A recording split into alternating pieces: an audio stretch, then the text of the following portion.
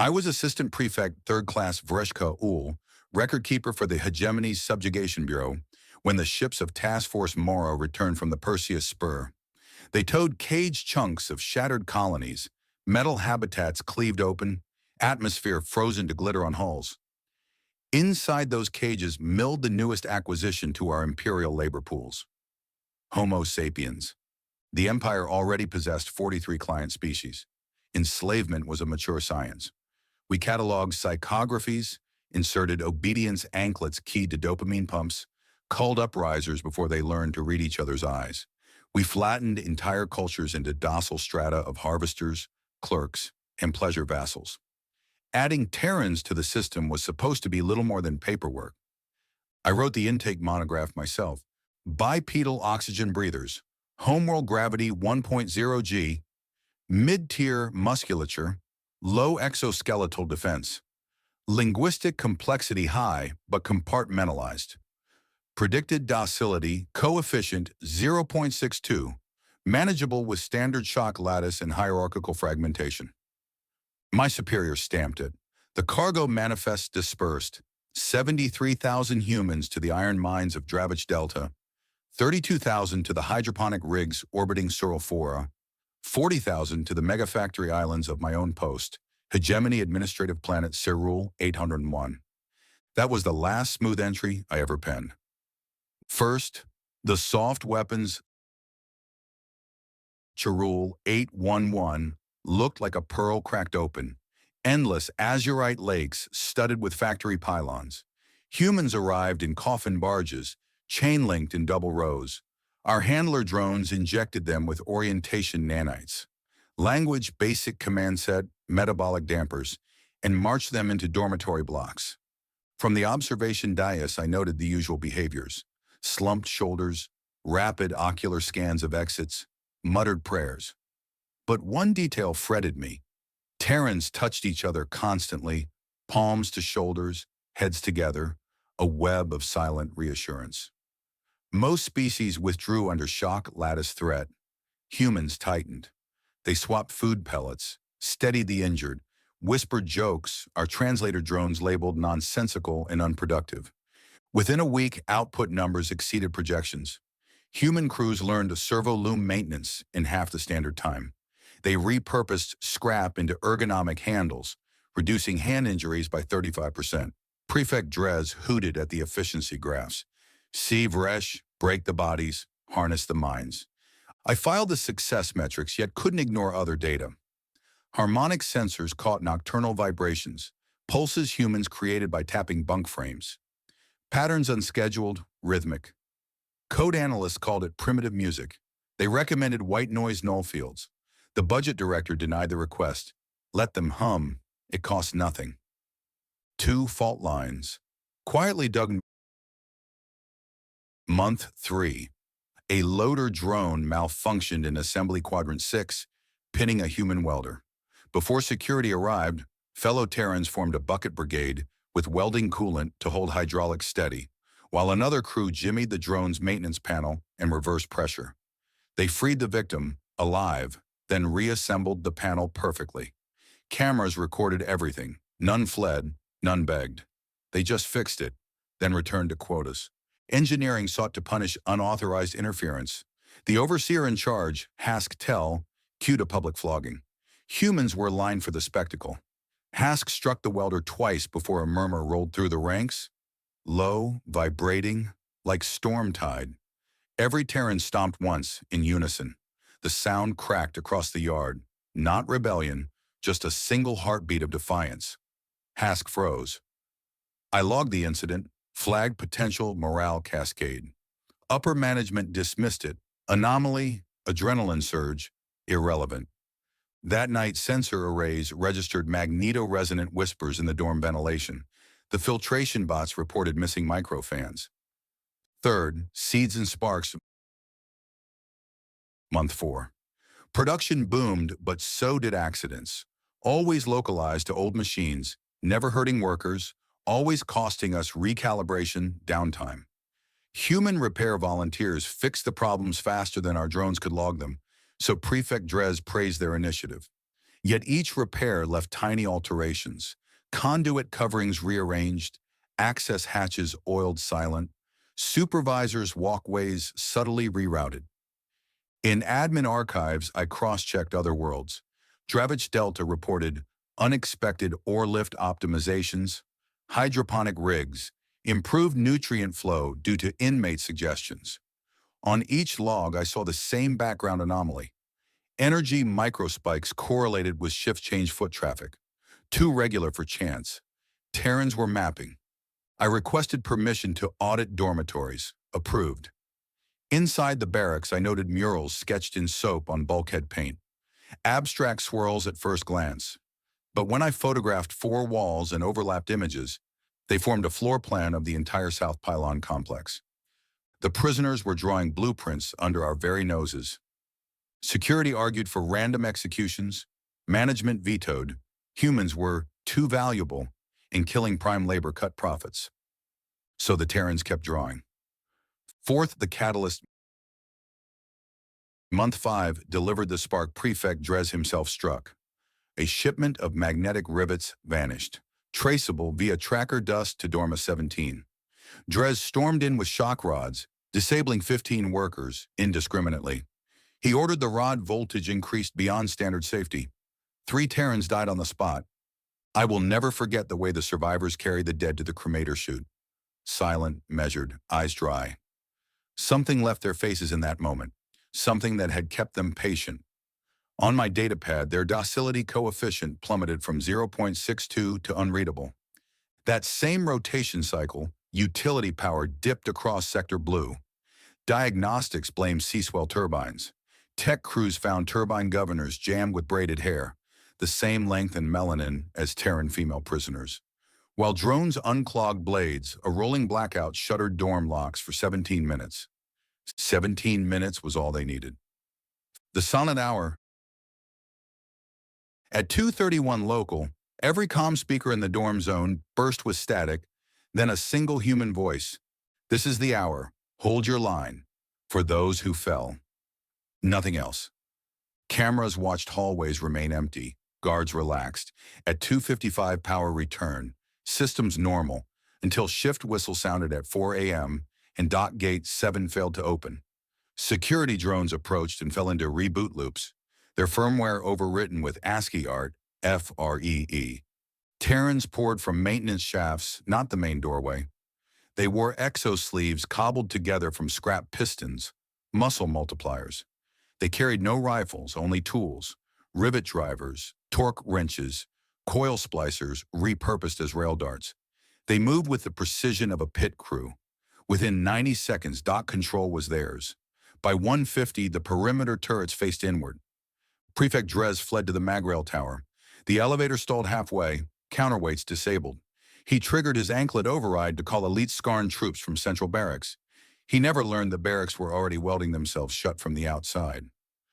6. How to forge an army in chains. The hegemony assumed slaves communicated through whispers and contraband notes. Humans used work orders. Each sabotage was an instruction set disguised as production edits, each mural a layered schematic. They'd turned efficiency reports into encryption, grievance forms into troop rosters, love letters into passcodes keyed to poem syllable counts. Our language nanites translated vocabulary, not cadence. Their stolen magnet rivets? Coil guns now bolted to maintenance buggies. The missing microfans? Housed in EMP grenades the size of apples, perfect for frying drone optics. The nightly bedframe tapping was packet-switched Morse writing steel. Every protocol we used to atomize subject populations, segregated housing, curated gossip feeds, debt differentials, became their strength. Each micro-group specialized. Seamstresses forged sling harnesses, welders printed armor from scrap, medtechs brewed stimulants that suppressed pain. And they waited. Not for escape shuttles. We had orbital superiority. They waited until humans on other worlds finished synchronizing. 7. Fire across 1,000 worlds. In the hegemony, standardized shift whistling pips sound planet-wide at adjusted Imperial time 0000. Exactly then, Cyril 811 erupted. So did Dravich Delta, Siral 4, and 100 more. My data feed bloomed red across every sector. Power failures, drone mutinies, overseers missing. 25 million slaves rose simultaneously separated by light years, yet linked by one algorithm. Delay local uprising until signal echo via interstellar shipping invoices. Nobody monitors invoices, they're static text. Humans embedded one-time pad coordinates inside tonnage decimals. The Bureau had no contingency. Armies designed to crush riots were stationed star sectors away. It saved costs to trust shock lattices. Elite Skarn cohorts required biometric friend or foe codes. Humans had stolen those during medical screenings months ago. Within 12 hours, Terrans controlled factories that minted the Hegemony's replacement parts. By day's end, they produced only weapons. 8. My choice. I drafted an emergency memo to Grand Prefect Kamzal. Revolt unstoppable. Humans have networked colonial supply lines. Recommend negotiated manumission before critical infrastructure collapse. My manager deleted the message. He preferred denial. He ordered us to seal admin tower blast doors and await reinforcements. From the observation balcony, we watched smoke flowers bloom along the lake. Somewhere below, 1,000 prisoners sang, a low-throated harmony the translation drones rendered as, "Take heart, the dawn is ours." It wasn't rage. It sounded like homecoming. At dusk, the admin tower's own maintenance lifts rose, bearing a delegation of 7 humans in stolen prefect cloaks. Their leader was the welder Drez had slaughtered, her corpse animated by 2 others like a martyr puppet. They set it gently on the marble and asked very calmly for a parley. Prefect Drez aimed a pulse pistol. They did not flinch. One of them, a gray-haired mechanic with grease tattoos, spoke, "We are not negotiating surrender. We are informing you the age of masters is over. Help rebuild or leave." Drez fired. The beam fizzled, energy shunted to ground by copper filaments woven into their stolen cloaks. They had turned our own status symbols into armor. I broke the stalemate. I stepped forward, surrendered my command badge, and asked the mechanic what rebuild required. His answer was a single word I was trained to expunge from records yet had to type anyway: freedom. The mechanic who demanded freedom, his name was Malik Reyes, walked out of the admin tower with my badge hanging upside down across his heart. Behind him filed supply clerks, drone techs, 2 frightened accountants, and me. Prefect Drez never left. The insurgents welded the blast doors shut from the outside and posted a sign in 3 alphabets: "This is a museum now." Exhibit The Last Master. By then, Cyril 811's lakes were black mirrors. Furnace smoke rose in orderly plumes, not wildfires. The humans had already repurposed smelters into additive forges, printing spinal braces for injured laborers. In the distance, I saw decommissioned shock pylons stacked like bonfires awaiting dawn. The uprising was only 12 hours old. 9th Echo Protocol. While Cyril 811 fell, synchronized revolts on Dravich Delta and Cyril 4 entered Stage 2, Echo Protocol. Each colony's rebels seized the nav mesh, the planetary navigation database that every hegemony shuttle pinged to land safely. Humans replaced standard topography files with freedomware, a package that redirected any incoming troop drops to empty tundra or hurricane coordinates. Prefect fleets attempting reinforcement found themselves low on fuel, off course, or outright smashing into swamps. Ships that aborted descent returned to orbit only to discover the main jump relays offline. Their firmware flashed by counterfeit security hotfixes pushed weeks earlier by humans working IT detail. The hegemony's proud logistics arteries clotted with their own antibodies. While hardware jammed, software, ideas spread faster. Terran couriers broadcast on every legal comm band a manifesto called The Hands That Hold Each Other. It contained 2 simple promises. Any slave species who refused to fight the rebels would be fed and medically treated. Any free citizen who laid down arms would be spared, documented, and released to send the news onward. It was half prisoner's dilemma, half human gospel, and wholly effective. Within 48 hours, the Skarn assault cadre on Cyril 811 surrendered intact, shocked to be handed ration packs and told to go home. 10. the weapon of memory. The hegemony's strength had never just been guns. It was amnesia. Generations of conquered children grew up in language schools that scrubbed ancestral stories. The Terrans understood that void and filled it.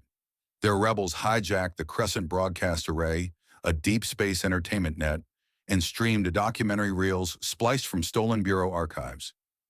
The Amphor slave marches, once classified. Xenobiologist notes on anklet neurochemistry. Audio of Prefect Drez boasting, "A whipped back learns fastest." Between each atrocity montage, humans inserted lullabies, wedding dances, funeral laments from every client race. Viewers sobbed hearing songs they'd never known belonged to their own grandparents. I watched a group of Skarn soldiers stare as footage rolled of a Skarn poet killed 90 years prior for teaching illegal verse. One dropped his rifle. The next followed.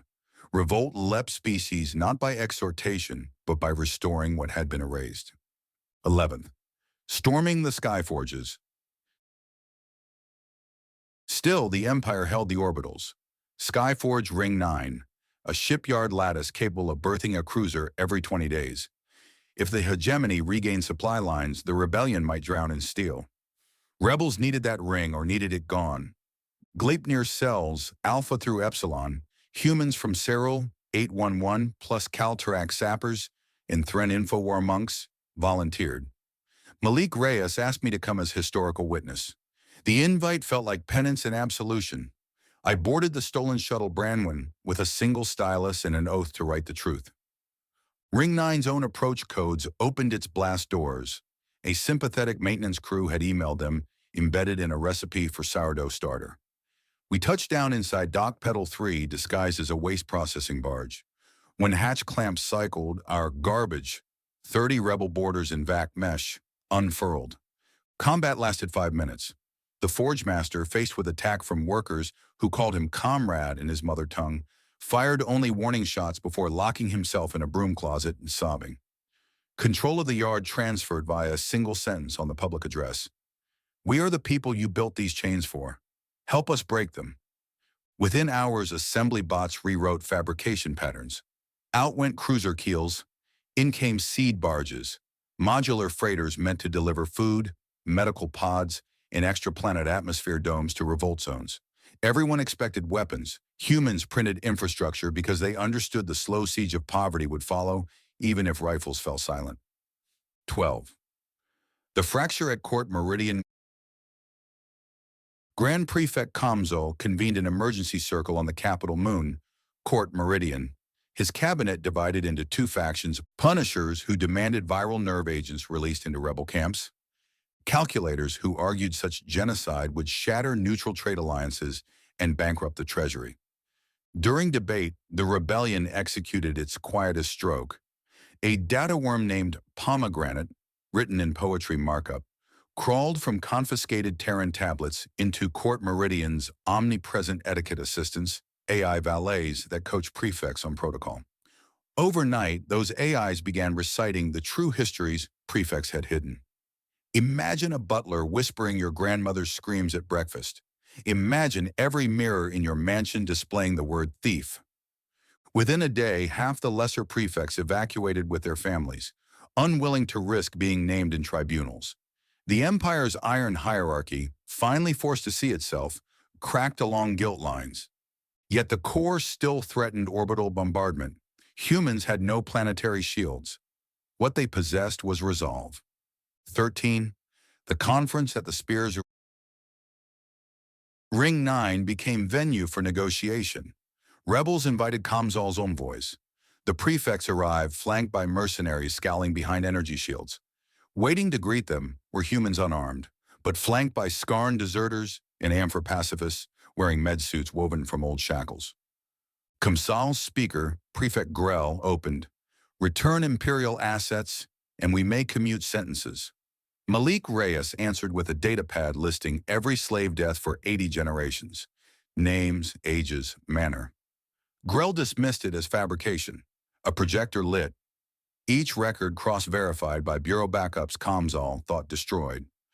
Grell's shields flickered at the roar of enslaved delegates.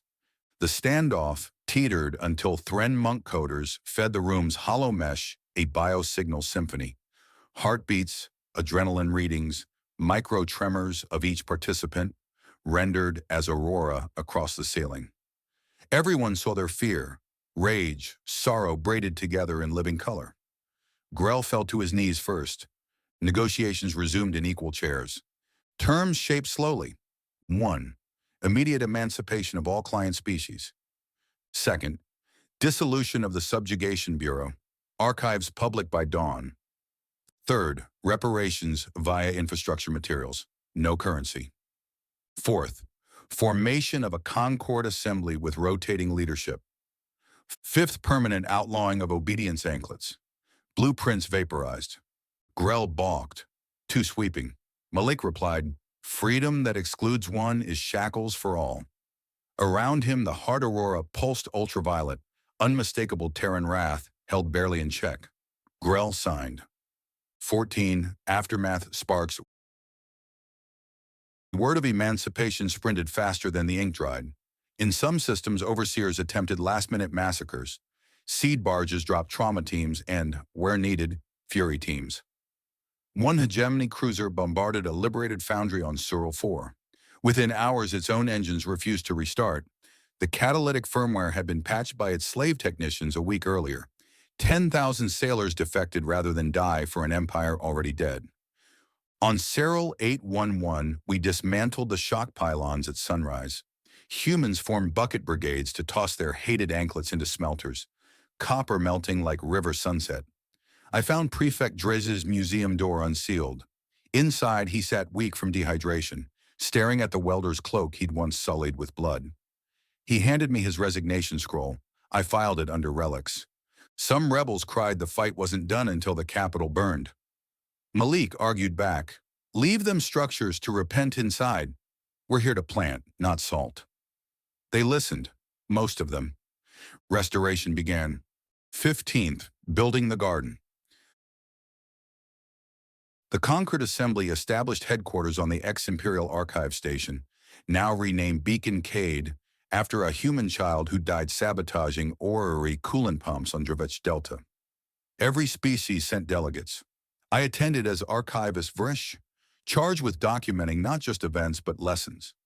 Gleipnir veterans taught zero-cost defense, converting factory floor lines into 3D printers that could swap hourly between prosthetics and barricade plates, teaching Freed Amphor how to code sabotage triggers into folk songs in case future tyrants return. Kaltarak engineers pioneered combined duty cycles, shifts balanced across species sleep rhythms, so no group ever labored a full cycle while another rested. That alone cut fatigue deaths by a third. Terran teachers opened School of the Broken Chain, courses on psychological decompression, narrative reclamation, collective decision loops. Survivors relearned the languages their ancestors lost. The first graduation ceremony rang with choruses layer-stacked in timbres, unheard for centuries.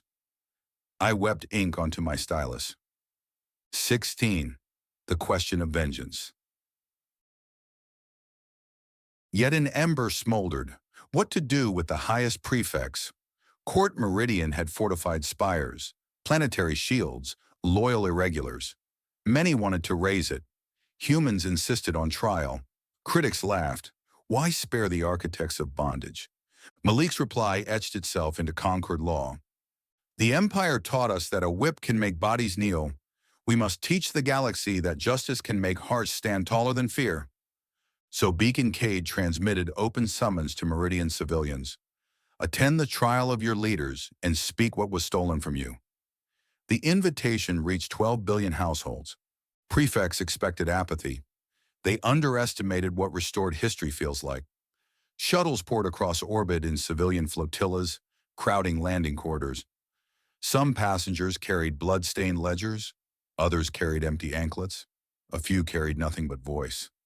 Court Meridian's defense grid refused orders to fire. Its operators were grandchildren of once enslaved harvesters, and they had watched the aurora of shared heartbeats too. They powered down the cannons. The tribunals lasted 300 hours. I recorded every testimony. My stylus cracked from overuse. The prefects, stripped of titles, faced worlds they'd never deigned to pronounce. Sentences varied: forced labor rebuilding war ruins, lifelong service in refugee wards, exile to uninhabited asteroids with hydroponic kits, learn honest soil, or in rare cases, memory blot rehabilitation monitored by a panel of the formerly enslaved. Not one execution. Even the loudest vengeance seekers admitted later that watching their torturers shovel slag in respirator masks felt more triumphant than a quick beheading. 17. Why humanity couldn't stay chained. When the quiet months after verdicts, I interviewed rebels, scholars, psychologists across the new conquered. I asked every species a single question. Why did humanity break their chains when so many others remained bent? Answers mapped 5 pillars. Saturated mutualism. Humans culturally over-index on cooperative problem-solving. Oppression compressed that instinct into unbreakable interdependence. High narrative plasticity. They rewrite meaning at speed, turning slave ID numbers into encryption keys, grief into fight songs. Mythology as toolkit. Adrenal cortical. Balanced Terran biochemistry blends aggression and empathy, capable of violence that still centers communal survival. Hyper-modular skill transfer. A cook becomes an armorsmith with a week of tinkering. A poet splices code. Flexibility dissolves specialization shackles. Weaponized memory, they remember together. Where the Empire erased lineage, humans resurrected it, then shared it across species, forging solidarity. No algorithm in Bureau forecasts had modeled a workforce whose true resource wasn't labor, but story. Stories replicate even under surveillance. They ride bunk taps and production stats.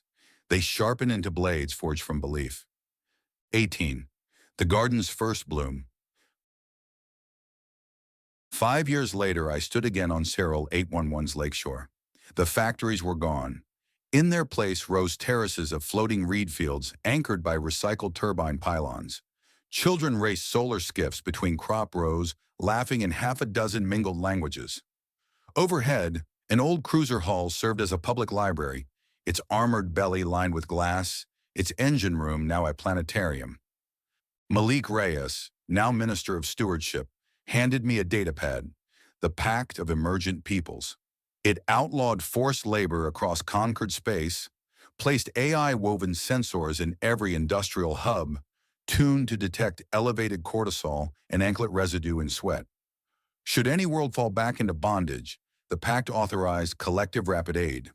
Not armies, but fleets loaded with food, water, medicine, and if necessary, the old Gleipnir rage held on a leash. Malik asked me to sign as witness. My stylus hovered. I remembered Prefect Drez on the tower, the welder's corpse, the broken fear in every bowed back I documented. I signed. 19th Epilogue. Of Chains and Seeds. Terran historians like to close with a flourish, but I will end plainly. The Empire's chronicles once described humans as resource units. Now conquered textbooks file that phrase beneath historic error. Children touring beaconcade press buttons that project archived anklets. Hollow notes appear. Ask why someone tried to lock a mind, then ask how we keep minds unchained. Some cadets still wonder whether humanity could turn tyrant. Gleipnir veterans answer by rolling up sleeves, exposing the scars anklets left. Never forgotten, never fetishized. These remind us we're one bad day from becoming our captors, they say. So each sunrise we choose otherwise. My people, the Terran, used to believe memory was safest underwater in our mirrored archives. Humans taught us memory walks better when it holds another's hand. And so the galaxy learned to fear the word freedom, not because it promised chaos, but because once whispered it grows faster than any chain can tighten. Plant it in iron soil, water it with courage, and watch the garden crack the fortress wall. The hegemony perfected slavery across 1,000 worlds. They miscalculated one variable, the species that measures its worth not by how long it endures chains, but by how many neighbors it can free when those chains finally snap. May that variable remain unsolved.